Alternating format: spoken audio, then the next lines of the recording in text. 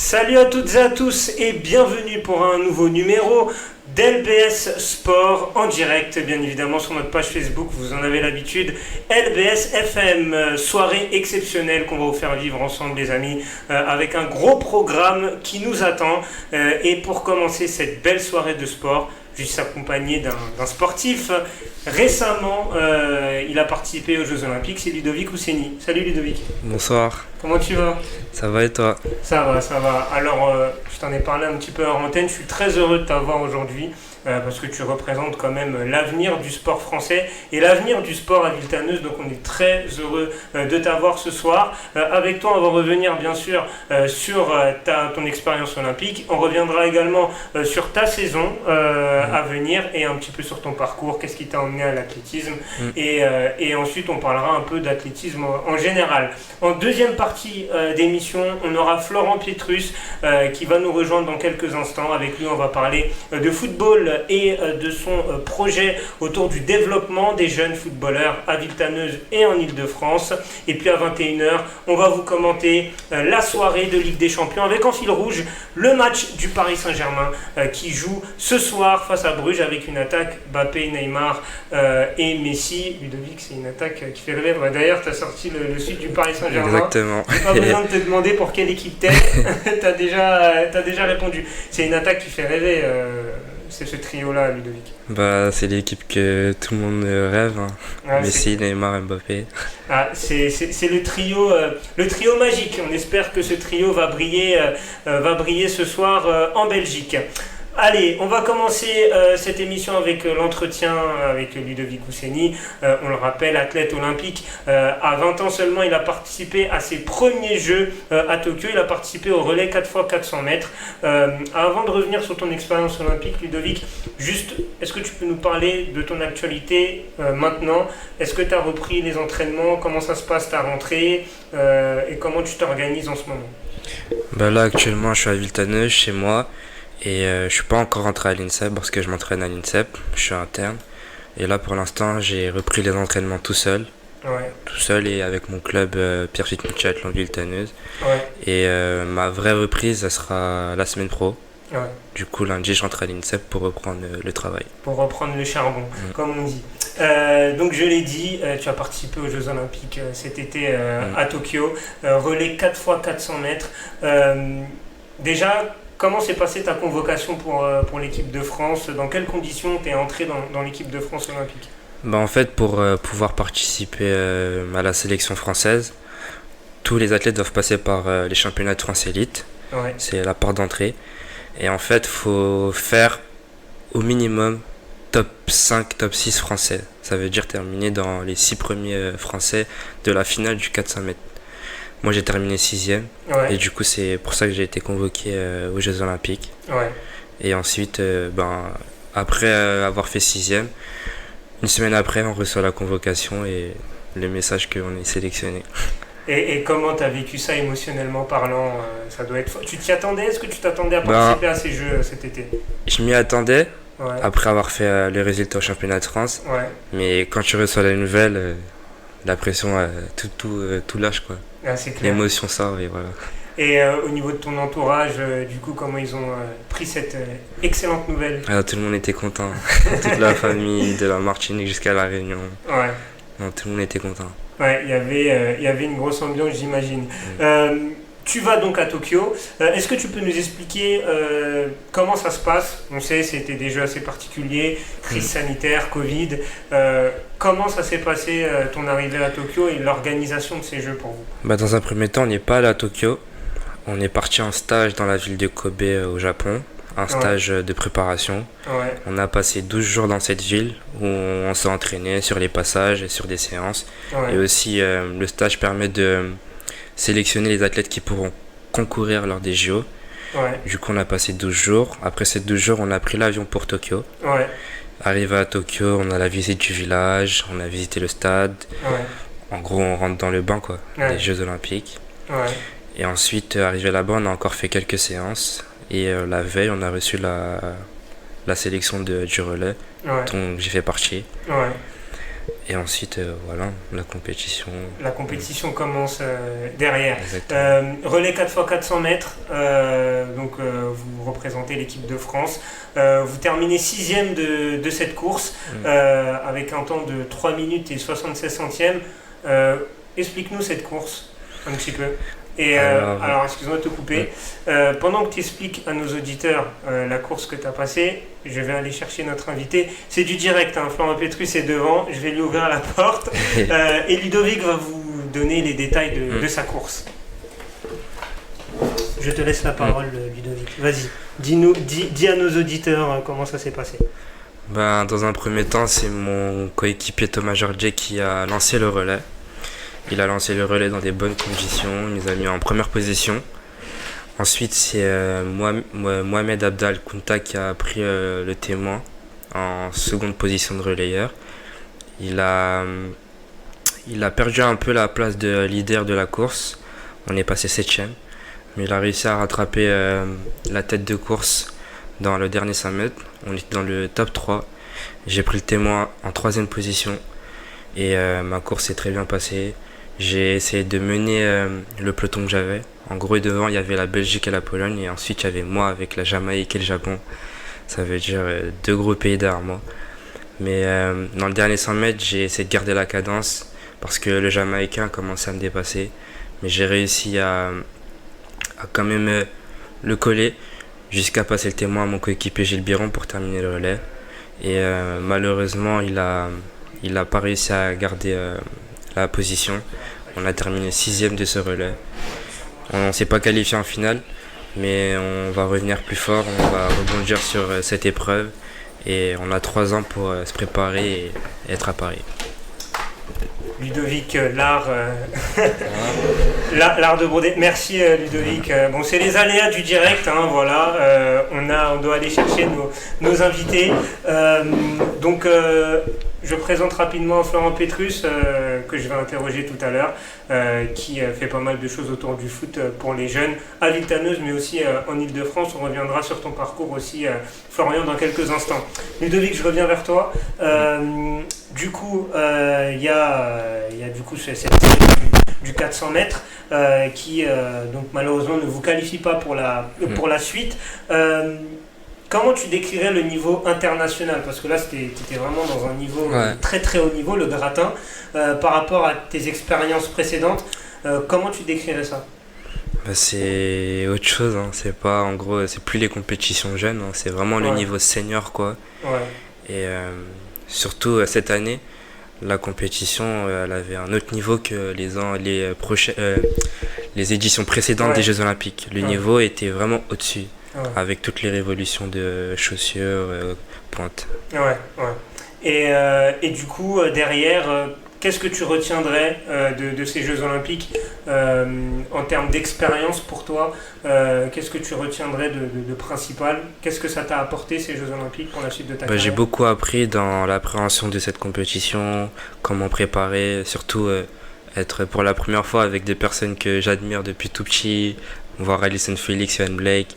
Mais j'ai vraiment réussi à garder la tête froide, être concentré dans ma compétition. J'avais pas de pression, juste de la détermination et de l'envie. Et après avoir fait cette série et ne pas aller en finale, je reste sur ma faim. Et j'ai vraiment envie à Paris de pouvoir aller en finale et pourquoi pas aller chercher cette boîte devant mon public. Yes, j'aime bien ce que tu dis. Ludovic Coussini vous donne rendez-vous en 2024, les amis, pour, je l'espère, une médaille et pourquoi pas la plus belle des médailles. Soyons ambitieux. Justement, tu as parlé des idoles que tu as rencontrées pendant les JO. Est-ce que tu as pu côtoyer des athlètes étrangers? Est-ce que tu as pu échanger avec eux pendant ces Jeux ou c'était compliqué? J'ai oublié de dire ça. J'ai pu échanger avec le recordman du monde de ma discipline, Wade Van Niekerk. Incroyable. Du coup, j'ai pu discuter avec lui un peu et c'est vraiment quelque chose, quoi. Qu'est-ce que vous vous êtes dit rapidement, sans rentrer dans les détails, mais quelle a été en gros, je lui ai dit que je l'admirais vraiment pour ce qu'il faisait et il m'a demandé mon parcours et il m'a dit que j'avais encore de la route devant moi et que j'étais bien parti. Ah, mais c'est très beau de la part de Van Niekerk, effectivement, qui est une référence dans le 400 mètres, le Sud-Africain, et comme tu l'as dit, recordman pardon, du monde. Justement, ton parcours, on va en parler, Ludovic. Tu as participé à des compétitions espoirs, une compétition espoir à Tallinn juste avant les Jeux Olympiques. Tu as été champion d'Europe 4x4 à Tallinn. Raconte-nous un petit peu ce titre européen, dans quelles conditions ça s'est passé? Dans un premier temps, j'ai commencé la compétition individuelle sur le 400 mètres, où j'ai passé les séries, les demi. Et arrivé en finale, j'ai terminé 6e en faisant mon record 45-93. Et le lendemain, j'avais le relais 4x400 avec mon équipe. Et sincèrement, c'était mon 2e relais en équipe de France. Ça veut dire précoce, quoi, vraiment. Et quand on arrive sur la piste, l'ambiance elle est incroyable de voir tous les pays crier, encourager. Il y avait du public là. En fait, il y avait, quand je dis public, c'est plutôt les équipes. En gros, l'équipe de France, les délégations de chaque pays qui encouragent en fait les athlètes. Et l'ambiance elle était vraiment électrique et je pense que c'est ce qui nous a permis de faire champion d'Europe. Ouais. Et justement, je vais parler plus technique là en termes de relais. On sait, la transmission du témoin. Comment ça se travaille ça au quotidien? Elle est moins compliquée que le 4x100 mètres, qui est vraiment très technique. Ça joue à quelques détails près, quelques pieds. Nous, c'est plutôt dans, la sensation, quoi.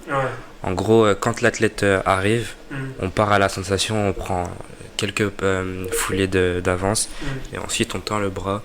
Et dès qu'on on sent le témoin, on doit l'arracher et partir le plus vite possible. Et ça se travaille plutôt facilement. C'est vrai que sur le 100 mètres, c'est limite décisif pour la course. Exactement. Ta transmission, la course est quasiment perdue pour toi. Alors c'est vrai que sur le 400 mètres, vu que c'est un tour de piste, c'est beaucoup moins décisif, effectivement. Ludovic, qu'est-ce qui t'a emmené à l'athlétisme? C'est les crosses des écoles primaires. Ah, les fameux crosses. Florian, c'est comme ça. Bien, hein. Là, on a 2 champions là, qui ont gagné des crosses. Là. C'est vrai que c'est un événement. Moi, quand j'étais petit, c'était vraiment le rendez-vous à pas manquer. De l'année pour toute la ville. C'est ça, exactement. Et quand tu étais sur la boîte, t'étais populaire. Hein. Là, on te regardait pas pareil. En fait, quand j'étais au CP, j'ai participé aux crosses des écoles primaires. D'accord. Et à cette édition, j'ai fait ex-aequo avec un ami à moi, Raphaël Koutsende, qui a fait de l'athlé aussi avec moi pendant un long moment. Mais j'avais pas encore commencé l'athlé. Et arrivé en CE1, j'ai gagné cette édition. Et il y a un entraîneur qui est venu, qui m'a proposé de venir essayer un petit entraînement. Du coup, j'ai dit pourquoi pas. Et c'est comme ça que ça a commencé. C'est comme ça que tout a démarré. Merci au cross. Comme quoi, ça lance des carrières. En termes de quotidien d'un athlète, comment ça se passe? Parce que ça aussi, c'est important. C'est qu'on voit ce qui est visible, c'est-à-dire les courses, tout ça. Mais comment ça se passe dans le quotidien d'un sportif de haut niveau comme toi, en termes d'organisation dans ta vie, en termes de nutrition aussi? Comment tes journées se passent? Là, comme j'ai dit, je suis à l'INSEP, à l'Institut national du sport et de l'expertise de la performance, qui se situe dans le bois de Vincennes. D'accord. C'est le meilleur centre de sport en France, il n'y a pas mieux.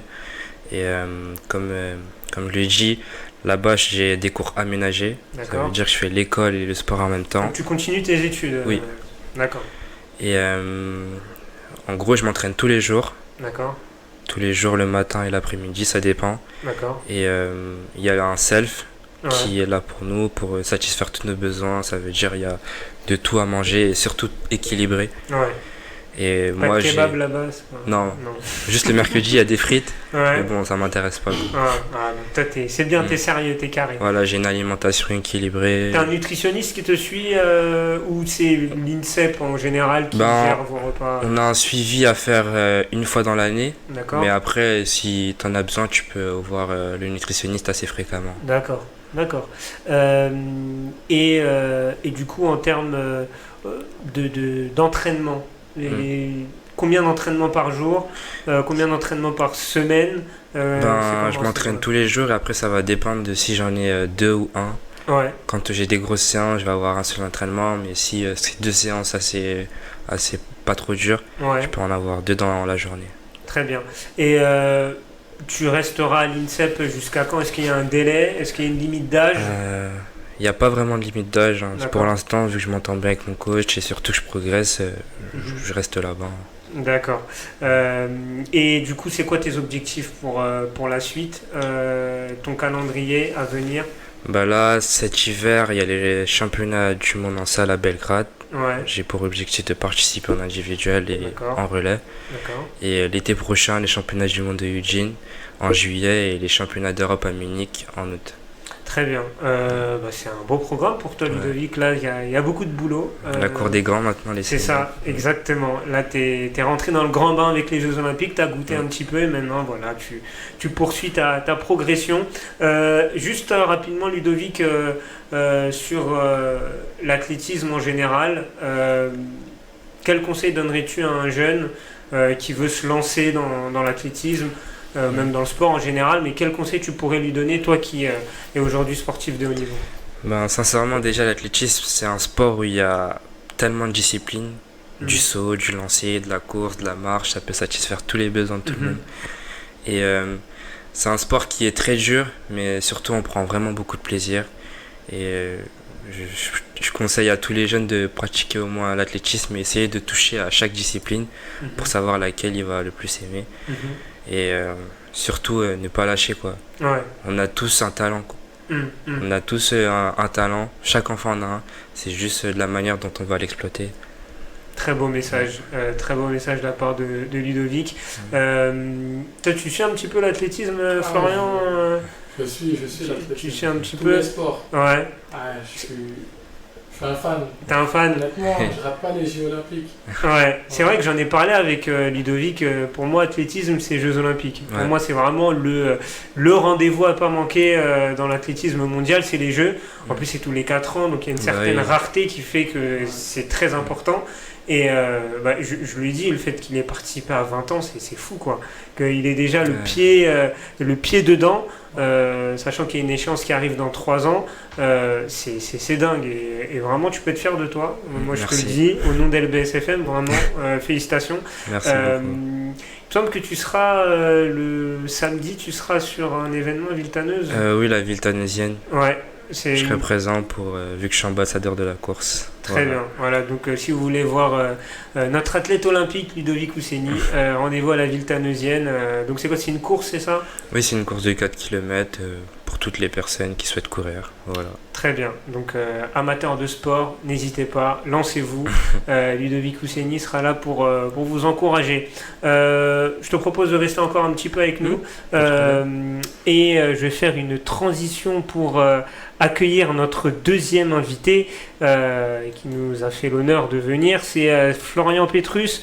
Salut Florian. Salut. Comment tu vas? Ça va bien toi? Ça va. Tranquillement. Alors juste rapproche-toi un tout petit peu. Voilà, sans toucher le micro, parce que le micro est grésille. Ok. Donc bon, on va essayer de changer de micro pour cette émission. Oui, tu peux lui passer ton micro à la rigueur. Quoique non, c'est pas une bonne idée parce que ça... Il y a des interférences. T'inquiète, juste faut pas le toucher, mais les micros marchent très bien. Florian, on va parler avec toi de ce que tu fais autour du football. On va parler aussi du reportage 93+3. Enfin voilà, il y a plein de choses avec lesquelles on va discuter, toi et moi. Tout d'abord, est-ce que, pour ceux qui ne te connaissent pas, pour les Villetanusiens qui ne te connaissent pas, est-ce que tu peux décrire ce que tu fais rapidement? Déjà, je suis un joueur de foot à la base. Et avec le Covid, j'ai lancé mon projet qui est basé sur la formation des jeunes joueurs. Et je m'occupe des jeunes. Je passe actuellement mes diplômes pour être agent de joueur. Donc, je fais des séances d'entraînement collectives sur Bernard Lama afin de développer leur performance. Et ensuite, j'ai créé ma sélection de joueurs avec laquelle j'ai défié des vrais clubs, des clubs évoluant en Régional 1, en National 3, National 2. Et en fait, mon objectif, c'est de pouvoir donner des opportunités aux jeunes en fait, qui n'en ont pas, parce qu'on est en région parisienne, il y a beaucoup de sportifs, énormément. Et quand je les fais sortir de leur zone de confort, ils grandissent et ils arrivent à... Voilà, j'espère qui vont réussir à atteindre des objectifs hors de leur zone de confort. J'ai envie de leur faire quitter un petit peu la zone parce que voilà, c'est bouché ici. C'est vrai qu'il y a une densité de joueurs de foot en région parisienne. Je crois que c'est l'un des plus grands bassins mondiaux. Le plus grand vivier, la région parisienne. C'est incroyable. Il y a beaucoup de énormément de talent en fait. Et le problème, c'est que même dans les divisions les plus inférieures, tu peux retrouver un joueur qui a les qualités pour être le plus haut possible. Mais malheureusement, ce joueur-là, vu qu'il joue en division inférieure, il doute de lui-même. Et quand il vient avec moi, mon objectif, c'est de l'envoyer dans un club où il pourrait être susceptible de jouer. Et c'est le cas pour, par exemple, un joueur que j'ai placé récemment au Paris FC. Il était à Épinay, il ne savait pas encore s'il allait jouer l'année prochaine et dans quel club il allait évoluer. En 3 mois, je l'ai fait signer au Paris FC, qui est un club professionnel. Et là, il joue en 19 nationaux. Donc, je suis vraiment satisfait. Félicitations à lui. Merci, c'est gentil. Et Florian, du coup, est-ce qu'il y a une tranche d'âge c'est quoi la tranche d'âge ou c'est ouvert vraiment à tous? C'est vraiment ouvert à tout le monde. Après, la tranche d'âge, honnêtement, pour réussir dans le football, je dirais que c'est 25, 26 ans. Mais vu que je suis quelqu'un d'ambitieux, j'ai même des joueurs de 30 ans, 31 ans, et j'espère les faire évoluer. Après, c'est un peu plus compliqué, mais voilà, moi, j'ouvre mes portes. Si je peux faire quelque chose pour aider des joueurs qui sont encore passionnés et qui y croient encore, je les accompagne. Ça a été quoi le déclic pour que tu te lances dans ce genre d'aventure? Tu as parlé du Covid, mais forcément il y a une idée, enfin voilà, il y a une conviction profonde en toi qui t'a emmené à faire ça. C'est quoi ta conviction? En fait, depuis tout petit, j'aime aider ceux qui sont dans le besoin. En fait. Que ça soit dans le sport ou dans la vie.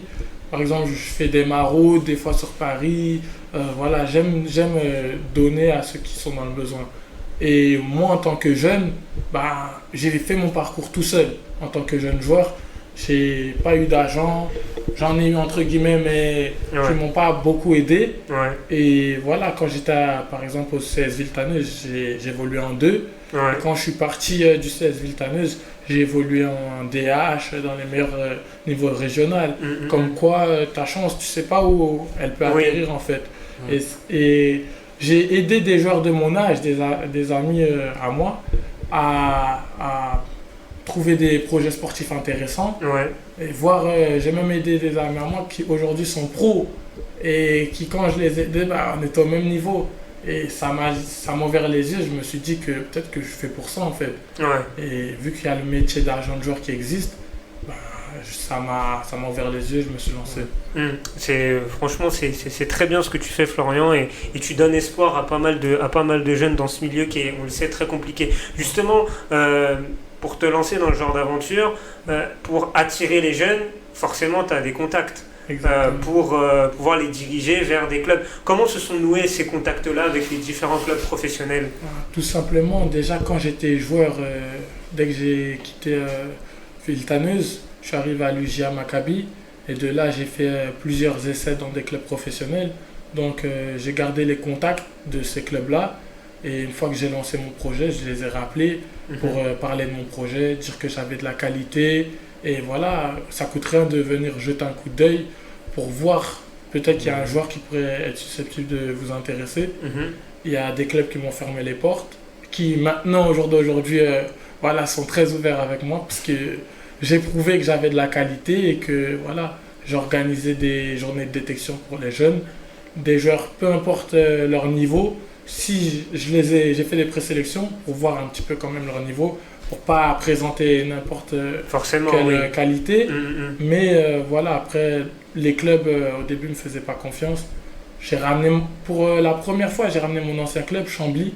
Ils sont venus, m'ont dit « Ah ouais, t'as vraiment de la qualité ». De là, ça m'a ouvert les yeux. J'ai ramené des clubs pro qui me suivaient quand j'étais petit. Il y en a 2 ou 3 qui sont venus. Ils ont dit « Ah, franchement, il y a de la qualité ». En plus, c'était le Covid, du coup... ils n'avaient aucun match à observer en fait. Et ils étaient en manque de football. Donc tu as profité aussi de cette brèche-là. J'ai sauté sur l'occasion et j'ai pris des risques parce que j'organisais des matchs en plein Covid. Et je pouvais avoir des sanctions et tout. Mais ça s'est fait et ça m'a souri. Donc voilà, mon projet il a pris de l'ampleur. Et aujourd'hui, je suis en contact avec quasiment tous les clubs de France, que ce soit Ligue 1, Ligue 2. J'ai des bons termes avec pratiquement tous les clubs. Et voilà, j'espère réussir des bons coups, placer des jeunes qui méritent, qui sont méritants. Et voilà, c'est ça mon projet. C'est comme ça que j'ai créé ce projet. C'est vraiment super cool, Florian. Du coup, au niveau tu as parlé des présélections. Comment ça se passe à ce niveau-là? Comment tu organises ces présélections? En fait, déjà, moi je travaille tout seul. Après, je suis indépendant. J'ai toujours eu des amis qui me soutiennent, donc à qui je peux faire appel pour arbitrer par exemple, ou pour faire les équipes avec moi. J'ai posté mon annonce sur les réseaux sociaux. Il y a des joueurs professionnels de la ville que je remercie beaucoup par exemple, qui m'ont donné beaucoup de force, qui ont partagé mes publications. Et de là, il y a beaucoup de jeunes qui m'ont contacté. J'ai ouvert la porte à tout le monde. Et après, bien évidemment, j'ai dû resserrer les taux en vue de ce que je voyais sur le terrain. Et de là, j'ai pris 25 joueurs à peu près par catégorie. Et ils ont joué entre eux. Et puis, j'ai gardé les meilleurs pour jouer devant les clubs pro. Et j'ai regardé ton reportage 90+3, 2 parties. Il y aura une troisième ou pas? Il y aura une troisième partie, voire peut-être une quatrième, je ne sais pas encore. Je suis à l'affût. Je suis abonné, donc j'ai mis la petite cloche, donc je serai là pour le troisième épisode. On voit un petit peu comment tu suis les joueurs, ton rôle un peu de... Moi, je t'ai vu comme un grand frère dans ce reportage-là. C'est-à-dire qu'il y avait des moments où on déconnait ensemble et des moments où, quelques heures avant le match, là, on redevient sérieux, il y a les entraînements, tout ça, il y a un vrai suivi et tu te comportes vraiment comme un coach, quoi. T'es sur le bord de la pelouse, tu donnes tes consignes. Est-ce que tu peux me raconter tout ça? En fait, moi-même, je me considère un petit peu comme le grand frère tout en gardant une certaine distance parce que on n'a pas beaucoup d'années d'écart et c'est des jeunes en qui je me vois quand j'étais petit en fait. Donc c'est des jeunes qui sont déterminés, qui sont ambitieux comme moi, sauf qu'ils n'ont pas une aide, un bras pour les tirer vers le haut. Et de nos jours c'est super important. Donc sans oublier mon domaine qui est avant tout de les coacher parce qu'ils viennent à mes séances d'entraînement collectif pour que je les fasse progresser en priorité. Et donc, quand je leur donne des consignes, par contre, je dois être exigeant. Et là, il n'y a plus d'amitié. On est sur le terrain. Je suis un gagnant, je suis là pour gagner. Donc, voilà, on oublie tout ce qui est de fratrie, tout ça, et on est sérieux. On est là pour bosser et pour être performant et essayer de leur enterrer en plus. C'est comme ça qu'ils auront la visibilité. Du coup, toi qui es en plein dedans, je parle du milieu du foot, comment tu le décrirais? Parce qu'il y a beaucoup de fantasmes autour du milieu du foot qui sont vrais ou fausses. Mais toi qui es de l'intérieur, comment ça se passe? Alors, de nos jours, j'ai une vision assez négative. Excuse-moi de te couper, je vais faire comme Ludovic. Je dois aller chercher mon chroniqueur qui m'attend dehors. Donc continue, et j'arrive tout de suite. Comme ça, les auditeurs pourront voir ton avis sur le monde du foot. Ok, parfait. Alors, j'ai un avis assez péjoratif de nos jours. Pourquoi? Parce que souvent, les grandes personnes qui gèrent les jeunes, ils sont là par intérêt en fait. Et moi, c'est pas du tout ce que je recherche quand j'aide un joueur. C'est vraiment pour, je le fais avec le cœur. C'est vraiment pour l'aider à sortir entre guillemets comment je pourrais dire, à sortir de l'endroit où il est. J'ai envie de l'aider à aller le plus haut possible. Et voilà, c'est ça mon objectif. C'est pour ça que de nos jours, je trouve que le monde du football, il y a beaucoup trop d'argent, il y a beaucoup trop de fantasmes, comme tu l'as dit. Et ça, c'est pas bon pour les jeunes. On leur vend beaucoup de rêves. Et on vend du rêve à des joueurs qui, des fois, n'ont pas les qualités. Et ça, il faut surtout pas faire ça. Salim Badiaga, que vous retrouverez tout à l'heure, avec qui je vais commenter les matchs de Ligue des Champions. Du coup, quel conseil tu peux donner justement à ces jeunes-là, même à l'entourage? parce qu'on connaît pas mal d'histoires, il y a même certaines familles qui mettent peut-être une certaine pression négative, peut-être que ça tu l'as vécu aussi de ton expérience. Quel genre de conseils tu pourrais donner? Alors déjà, sur un plan personnel, il faut toujours croire en soi, il faut toujours être à l'écoute, que ça soit en bien ou en mal. Il faut prendre tous les conseils et après il faut les trier, parce qu'il y a des personnes qui conseillent et qui donnent des bons conseils et il y en a d'autres qui malheureusement ils essayent de conseiller des jeunes joueurs, mais leurs conseils sont pas très très bien. Et comment dissocier quelqu'un de fiable et quelqu'un de non fiable? Comment c'est détectable ça, si je suis un jeune joueur et que j'ai pas forcément les relations qui me font faire les bons choix? Franchement, de nos jours, c'est vraiment très dur à cerner quelqu'un qui est là pour ton bien ou qui est là juste par intérêt, qui voit en toi une valeur. Parce que de nos jours, dans le foot, tout le monde le sait, c'est un sport où il y a énormément d'argent. Et maintenant, même les jeunes joueurs, ils ont une valeur. C'est-à-dire que maintenant, tu peux avoir 12 ans et coûter 80 000 euros alors que tu n'as que 12 ans. Et c'est incroyable. Il y a des grandes personnes qui, quand ils te voient comme un billet en fait. Une marchandise. Et pour les cerner, ces personnes-là, ils ont souvent un beau discours, comme quelqu'un de fiable. Sauf que faut en parler déjà à ses parents, je trouve, parce que les parents, bon, ils ont un avis extérieur et ils sentent les choses. Donc déjà, faut en parler. Aussi à ses amis, ça peut être bien. Et après, voilà, faut pas se précipiter avant de faire un choix. Tout ce que tu dis là, tu t'en parles avec les jeunes que tu suis au quotidien? Je leur communique beaucoup ces informations. Après, j'en parle pas aussi énormément parce que je suis là pour eux en fait. C'est-à-dire que les jeunes qui sont avec moi, ils n'ont pas à me poser la question concernant d'autres agents parce qu'ils savent que moi-même je suis là pour les aider, entre guillemets. Après, si jamais ils ont des questions sur d'autres personnes et tout, je leur répondrai. Après, je pense que moi-même c'est mon téléphone, désolé. Il n'y a pas de souci. Vas-y, tu peux couper, tout ça. C'est très intéressant en tout cas ce que tu me disais. Oui, du coup, quand un jeune signe, voilà, ton objectif est réussi, est-ce qu'il y a quand même un suivi derrière? Ou là tu te dis c'est bon, j'ai fait ma mission, passe à quelqu'un d'autre? Il y a quand même un suivi. Il y a un suivi tout au long de sa carrière. En fait, moi j'essaye d'être le plus fidèle possible et de le suivre jusqu'à ce qu'il soit tout là-haut. Donc c'est aussi un challenge pour moi en fait. Quand j'ai un jeune et que je le prends tout en bas, mon challenge et l'un de mes rêves, c'est aussi qu'il soit le plus haut possible et de me dire que c'est moi qui l'a sorti entre guillemets de sa zone. Et ça c'est vraiment mon objectif. Et on va bientôt conclure. Juste, est-ce que tu es accompagné de personnes pour ce projet-là? Est-ce qu'il y a des gens qui t'aident au quotidien ou tu es vraiment seul là-dessus? J'ai des collaborateurs qui bossent. Par exemple, j'ai un collaborateur qui bosse dans la région du Rhône-Alpes. D'accord. Voilà. Et qui me donne beaucoup de soutien, beaucoup de force.